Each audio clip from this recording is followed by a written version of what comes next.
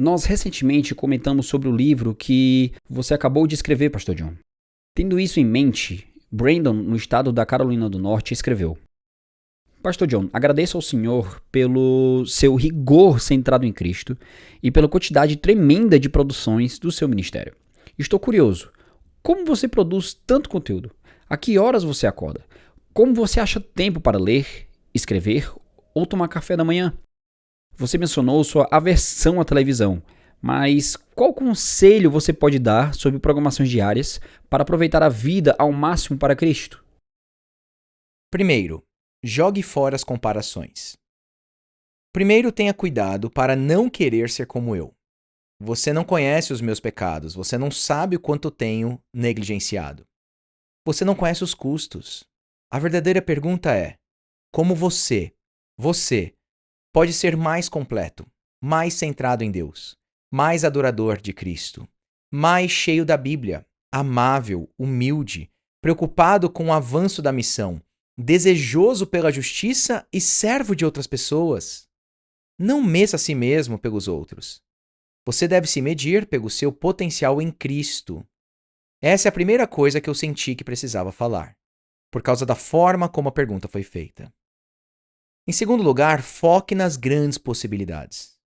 Dedique 10% do seu foco da vida para evitar obstáculos à produtividade e 90% do seu foco para se apegar aos grandes objetivos e persegui-los com tudo o que você pode. Poucas pessoas se tornam produtivas evitando obstáculos à produtividade. Esse não é um bom foco. Não é daí que vem a energia. Não é daí que vem a visão.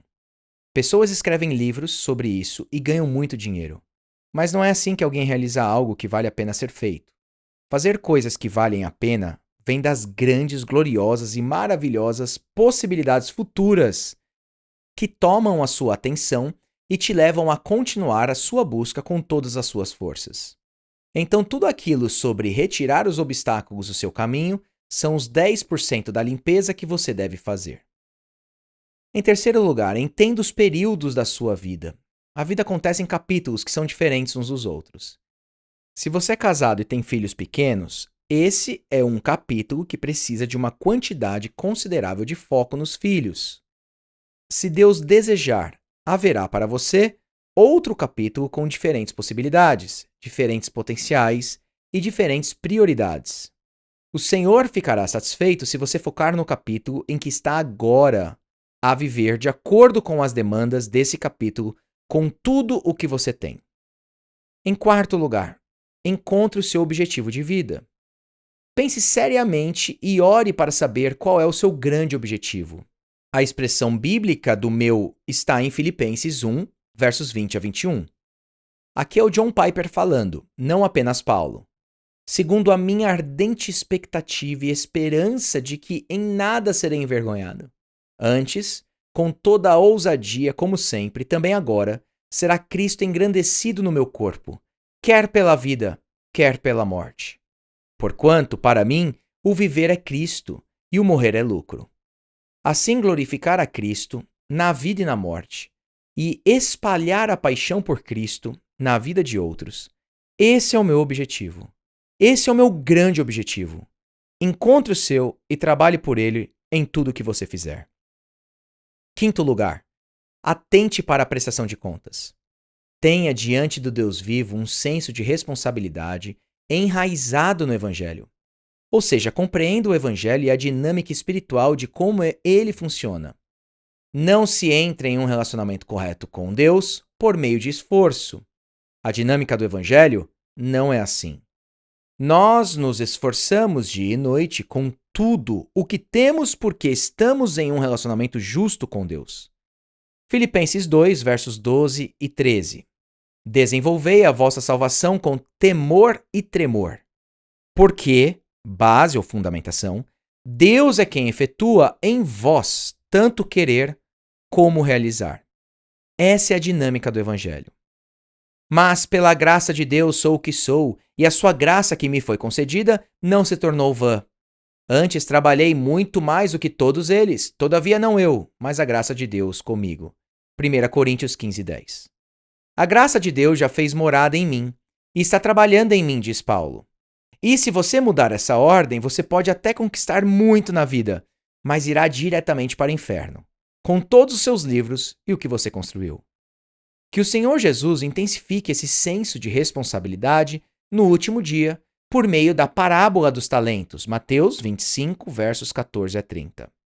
Ele deu 5 talentos a uma pessoa, deu 2 a outra e deu 1 a outra. Quando ele veio acertar as contas, quem tinha apenas 1 talento ouviu aquelas palavras horríveis: servo mau e negligente. Verso 26. Eu não quero ouvir essas palavras. Eu quero vivenciar o oposto, o contrário dessas palavras, como em Lucas 12:42.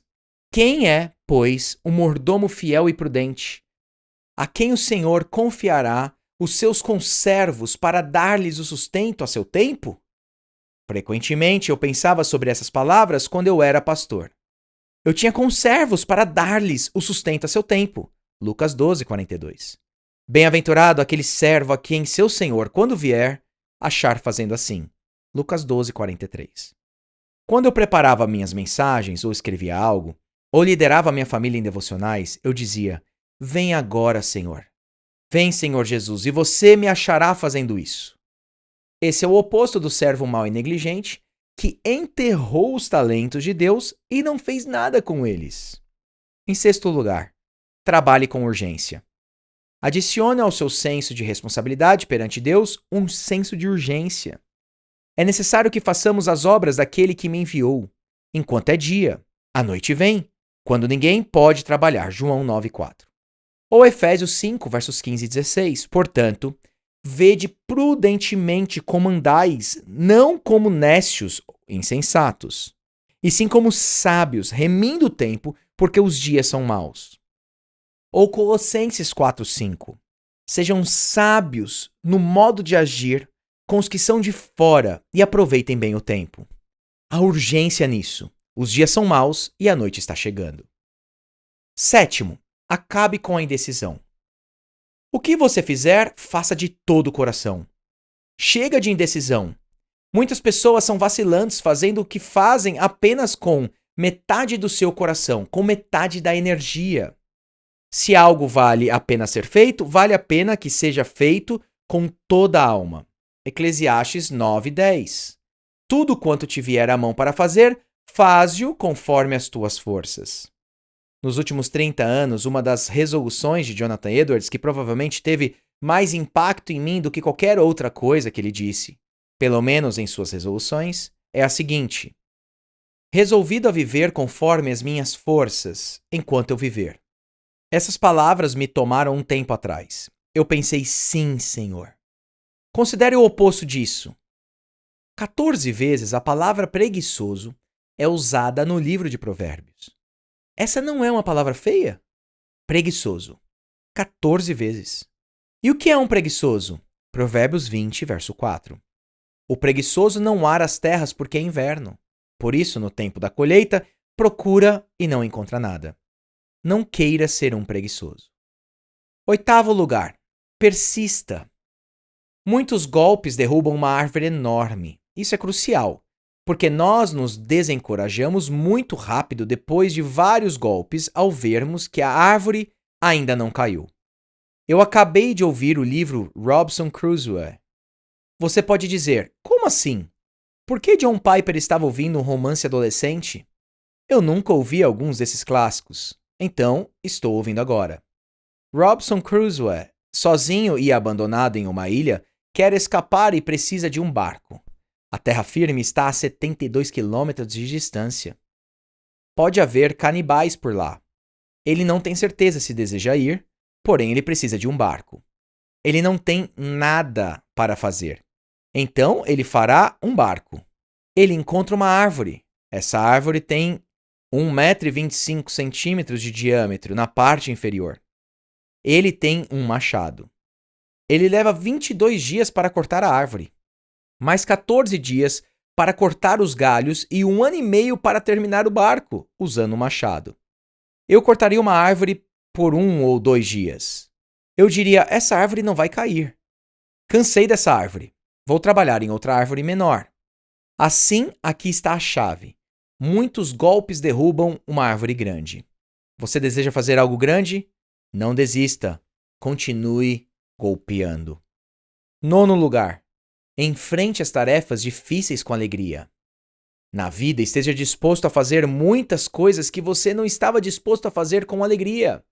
Coisas que não são naturais para você. Tudo que vale a pena na vida requer que você faça coisas que antes você não queria fazer, ou que apenas eram naturais para você.